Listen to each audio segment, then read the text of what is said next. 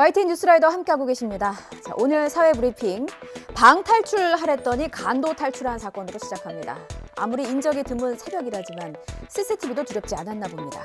홍대 거리에 있는 방탈출 카페에서 자물쇠를 부수고 들어가 현금을 훔친 남성의 모습입니다. 간이 배 밖으로 나왔다라고 할 수밖에 없는 게요. 훔치러 들어와서 무려 30분을 머물렀습니다. 여유롭게 담배도 피우고 공구함 뒤져서 드릴과 커터칼도 훔쳤습니다. 붙잡힐 결심을 한 건가 이게 또 헷갈리는 포인트인데요. 증거인멸은 안중에도 없었습니다. 여기저기 지문이 덕지덕지 묻어있고 DNA가 묻은 담배꽁초도 그대로 두고 갔습니다. 딱 기다려요. 국가수가 감식하고 있습니다. 유서연 기자의 단독 보도입니다. 인적이 드문 새벽 한 남성이 영업이 끝난 방탈출 카페 바깥 출입문을 느닷없이 발로 차기 시작합니다. 마침내 자물쇠가 떨어져 나가고 남성은 기다렸다는 듯 안으로 진입합니다. 저희가 CCTV가 많으니까 절대 안 들어올 거라고 생각했었는데 저렇게 그냥 CCTV가 보이는 상태에서도 발로 차고 들어올 정도의 용기면 진짜 대단한 사람인가 보다. 마치 술에 취한 듯 몸을 비틀대며 담배를 피우더니 카운터로 향합니다. 어둠 속에 휴대전화 불빛을 비추며 계산대를 열고는 미리 챙겨온 가방에 현금 뭉치를 담습니다. 현금으로는 만족스럽지 않았는지 가게 안쪽에 있던 공구함까지 뒤져 드릴과 커터칼도 훔칩니다. 커터칼을 꺼내 칼날을 만져보는 여유까지 부리고는 침입한 지 30분 만에 유유히 사라집니다. 그래서 여기서 한참 동안 한 10분 정도 담배 피고 그러고 있더라고요. 그리고 막 여기 이런 집기들 같은 것도 다 바닥에 던져놨더라고요. 서울 강남 한복판에서 승용차와 화물차가 부딪히는 사고가 났습니다. 그런데 경찰을 본 여성의 행동이 이상합니다. 이상하다 못해서 수상쩍게까지 한대요. 어떤 상황인지 화면으로 함께 보시겠습니다. 11월 2일 서초구의 한 도로입니다. 접촉사고가 났대요. 자, 순찰차를 향해서 인사를 꾸벅하는 여성. 사고 현장에 한 걸음에 달려와준 경찰이 너무 고마운 건 맞는데 뭔가 이상합니다. 트렁크는 활짝 열려 있고 도로 위에는 물건들이 좀 가지런히 놓여 있습니다. 비틀거리면서 횡설수설을 이어가는 여성. 당연히 음주 측정을 하겠죠? 하지만 놀랍게도 음주는 아니래요. 이 여성의 행동을 좀 볼까요?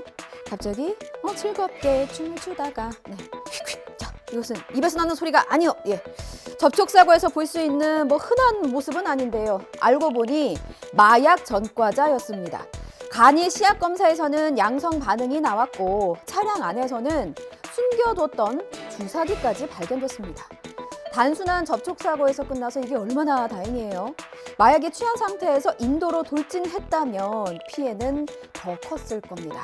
자, 이 여성은 결국 구속됐습니다. 마약은 대체 어디까지 뿌리 뻗은 걸까요? 다 이런 사람들 때문입니다. 태국에 기반을 두고 수백억대 마약을 밀수해서 유통한 조직원들이 무더기로 검거됐습니다. 이른바 에까마이파인데요. 이 에까마이는 태국 방콕에 있는 마을의 이름입니다. 우리나라로 치면 서울 상암동파 이런 겁니다. 이 사람들 잡겠다고 검찰과 경찰이 4개월 동안 공조 수사를 벌였습니다. 이 전쟁은 아직 끝나지 않았습니다. 에까마이파 마약 조직 총책인 39살 A씨는 아직 태국에 있대요. 체포영장은 발부받았고 인터폴의 적색 수배를 내리고 뒤를 쫓고 있습니다. 지환 기자입니다. 공항 검색대에 서 있던 남성 곧바로 체포됩니다. 마약 밀수 조직 관리책 정모 씨입니다. 마약을 숨겨 국내에 들어오는 운반책, 이른바 지객꾼들을 감시하고 인솔하는 책임자입니다. 하니까 주식도 있고 본인 소중하게 전용할 수 있고요. 본인한테 불리한 부분을 보고 있고요. 경기 안산 지역 선후배 사이인 핵심 조직원들이 줄줄이 잡혔습니다. 이들이 지난해 11월부터 9달 동안 30여 차례 태국을 오가며 허벅지 등에 숨겨 들어온 건 케타민과 코카인, 엑스터시 등 마약류 30kg, 600억 원 상당의 60만 명 동시 투약이 가능한 양입니다. 서서히 움직이는 차량 옆으로 지나가는 여성, 창문으로 무언가를 던집니다. 구매자와 판매자가 서로 모르는 이른바 마약 던지기 수법. 마약 판매 조직은 주로 서울 왕십리 일대에서 활동했는데 받은 마약을 던지기 방식으로 팔거나 강남 클럽 등에서 나눠 판매했습니다. 열고 18개 맞아요? 네, 맞아요. 또 다른 거는? 우리 이거 압수할게요.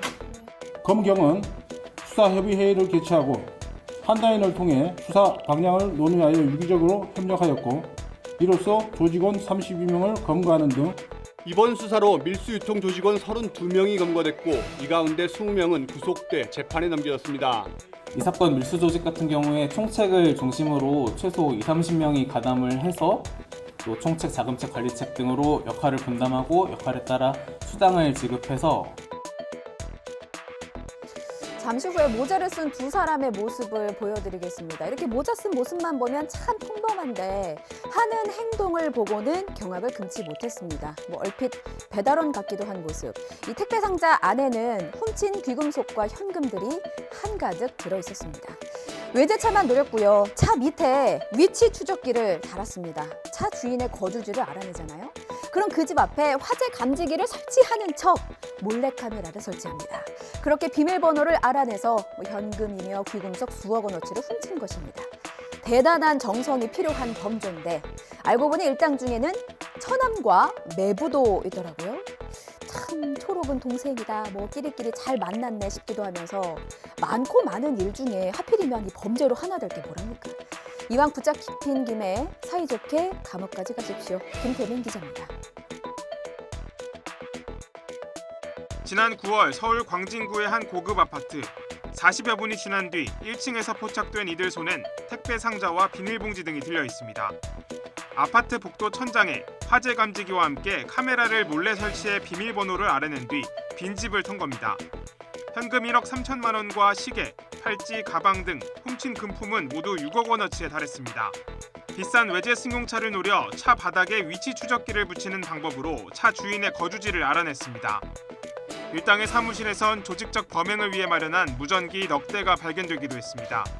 경찰은 37살 A씨와 A씨의 처남, 매부 등 일당 7명을 붙잡아 특수절도 혐의로 검찰에 넘겼습니다.